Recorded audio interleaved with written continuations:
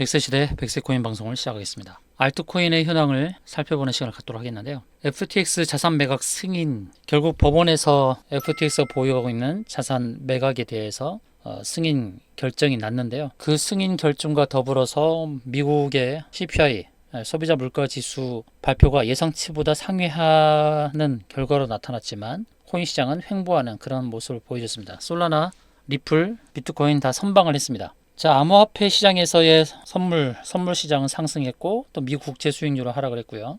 또 비트코인은 26,000달러 이상으로 올랐고 이더리움도 소폭 상승을 했었습니다. 솔라나는 FTX가 보유하고 있는 자산 중에서 가장 많은 비중을 차지하고 있기 때문에 하방 압력을 받게 될 것이라는 우려가 제기되었지만 아직까지는 선방하는 모습이죠. 자, FTX가 자산을 매각해도 솔라나는 당장 큰 타격이 없을 것이라는 전망이 나왔는데요. 그 내용을 좀 보도록 하겠습니다. 채권자들에 대한 채무 상환을 위해서 FTX가 보유 암호화폐 자산 매각을 시작할 것인데 암호화폐 뉴스를 주로 다루는 콜린 우가 이렇게 분석했습니다. FTX가 보유한 솔라나의 대부분은 현재 잠겨 있어서 매각할 수 없는 상황이라고 했습니다. FTX는 11억 달러에 달하는 솔라나 토큰을 보유하고 있는데요. 그런데 FTX 보유한 솔라나의 약 67%는 알라메다 소유로 현재 잠긴 상태라고 합니다. 2025년도까지는 잠겨 있다는 얘기죠. 그래서 2025년 이후부터 잠김 해제가 시작될 것이다. 그래서 67%나 되는 것들은 매각에 대한 우려가 없다라는 것이죠. 그런 측면에서 솔라나의 매물이 엄청나게 쏟아질 것이다라는 그런 불안감을 가질 필요는 없겠다라는 판단이 듭니다. 그리고 비자가 이더리움 경쟁자 솔라나에 대해서 기술 경쟁력이 높다라고 했습니다. 앞서 설명드렸듯이 알라메다가 보유한 것이 4,216만 수량이고 2025년도부터 잠금 해제가 된다는 것입니다. 이더리움의 강력한 경쟁자인 솔라나 가격은 3%가량 상승한 가운데 글로벌 결제 대기업 비자가 솔라나가 결제 플랫폼으로 다른 블록체인에 비해서 고유한 기술적 이점을 가지고 있다고 평가를 했습니다. 솔라나는 저렴하고 예측 가능한 트랜잭션 전송 수수료, 그리고 높은 초당 트랜잭션 처리 수를 갖고 있는 것이 장점이라고 평가했죠. 그래서 솔라나를 활용하는 이유에 대해서 결제 수수료도 저렴할 뿐만 아니라 전송도 좀 빠르다라고 보는 거예요. 예측 가능한 전송 기반을 갖고 있다라고 평가했습니다. 그래서 비자가 솔라나를 활용하고자 하는 그런 이유가 충분하고 또 결제 수단으로 쓸 수 있다라는 기대감이 있다는 것이죠. 이거 굉장히 긍정적인 부분입니다. 자, 현재 솔라나의 상황을 한번 살펴보도록 하겠습니다. 자, 솔라나에 대해서 제가 계속 말씀드리고 있는 것은 하락을 해도 급격한 하락이 나타나기는 어렵다라고 말씀드렸고요. 매수를 저울질한다 그러면 한번 시장이 충격을 줬을 때 현재는 25,290원 원화로는 그렇고요. 하락을 한다 그러면은 한 22,000원대 현재보다 10에서 15% 정도 하락한 상황에서는 적극적인 매수를 해도 좋겠다라고 말씀을 드리는 겁니다. 그래서 솔라나의 하방의 하락에 대해서 너무 염려하지 마실 것을 말씀을 드리고요. 현재로서는 하방 압력을 받을 수 있는 그런 상황이지만 하락을 하더라도 매수를 저울질할 단계지 하락한다고 손절하거나 함께 매도에 동참하지 말기를 바라는 겁니다. 반등을 하긴 했지만 하락의 가능성은 있습니다. 하락 가능성은 있어요. 그러니까 하락을 했을 때 매수로 접근하시길 바랍니다. 다음 리플에 대해서 좀 보도록 하겠는데요. 자, 리플이 2024년도 내년도가 되면 강세장을 맞이할 수 있다는 분석이 나오고 있습니다. 지금 0.5달러를 하회하고 있는 그런 상황인데 블록체인 전문 미디어 뉴스 BTC는 암호화폐 애널리스트 에그라 크립토라고 하는데요. XRP가 2,500% 급등할 가능성을 추정하고 있는데 잠재적 가치가 매우 높은 코인으로 평가를 하고 있죠. 리플이 지금 꾸준하게 어떻게 우상향하고 있는 그런 패턴을 보여주고 있거든요. 자, 리플의 이제 기술적인 흐름을 보고 대응을 해야 될 것 같습니다. 현재 리플은 지금 주봉에서 봤을 때 이런 모습을 보여주고 있습니다. 2,500%의 상승이다. 그러면 3배가 아니죠. 30배 이상의 상승을 기대하는 건데요. 0.5달러 기준으로 세보면 1.5달러, 30배면 15달러죠. 15달러. 그 정도 갈 수 있을지. 자, 차트를 보게 되면요.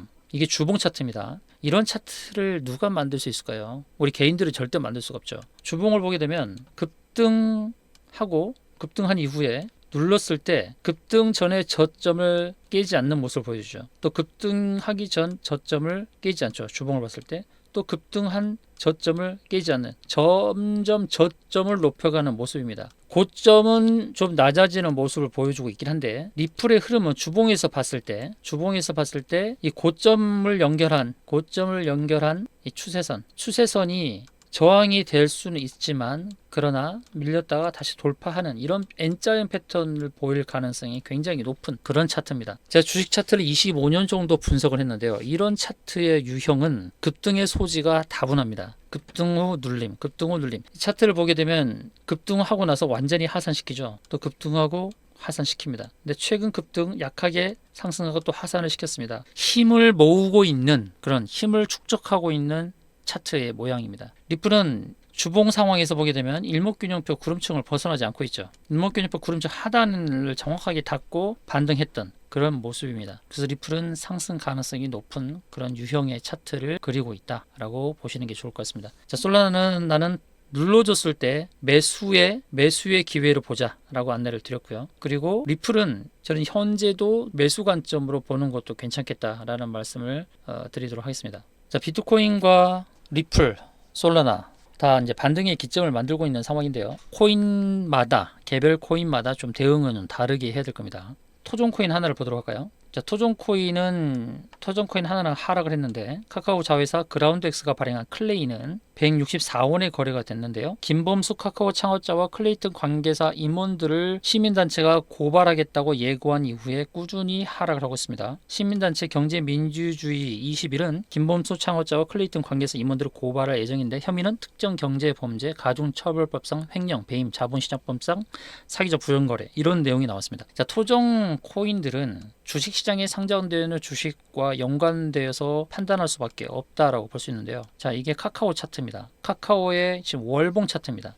일봉 차트에서는 차트가 상승했다가 붕괴되어서 지금 쌍바닥을 만들고 있는 모습이긴 한데 월봉 차트에서는 120월선 자리, 곧 10년 주가의 평균 자리까지 하락을 할 가능성이 높은 그런 모습을 보여주고 있죠. 현재 48,000원대인데 이런 차트의 모형은 43,000원대까지도 하락할 가능성이 높은 그런 모습이다 라고 볼 수 있겠습니다. 그래서 클레이튼이 지금 하방 압력을 받는 것이죠. 자, 클레이튼이 156원까지 지금 하락을 한 상황인데요. 하방 압력을 크게 받는 그런 모습입니다. 어디선가 저점을 잡을 가능성은 있는데 추가 하락 가능성에 대해서 참고하시고요. 이 클레이튼은 카카오의 흐름을 보시면서 대응하는 게 좋을 것 같습니다. 아까 말씀드렸듯이 카카오는 43,000원까지 하락 가능성이 있으니까요. 거기서 저점을 잡을 때 반등 가능성이 있다. 그래서 클레이튼 자체만의 흐름을 보고 대응하기는 어렵고요. 조금 전 말씀드렸듯이 카카오가 10년 주가의 평균인 120월선 43,000원대 도달했을 때 클레이튼이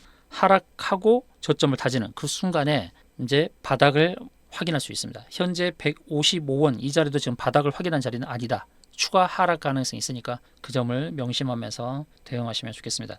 여러분 개별 코인에 대해서 대응하기 어려우신 분들은 차트 분석방 입장할 수 있는 길을 열어놓을 테니까요. 영상 하단에 있는 더보기 클릭하시고 그 링크에 참여하시기 바랍니다. 그 방에 들어오시면 단기 대응법, 중장기 대응법, 차트 분석법, 보조지표 활용법 등에서 다양하게 안내해 드리도록 하겠습니다. 영상이 마음에 드셨으면 좋아요, 구독 눌러주시고요. 다음 영상에서 또 찾아뵙도록 하겠습니다. 이상으로 방송 마치겠습니다. 감사합니다.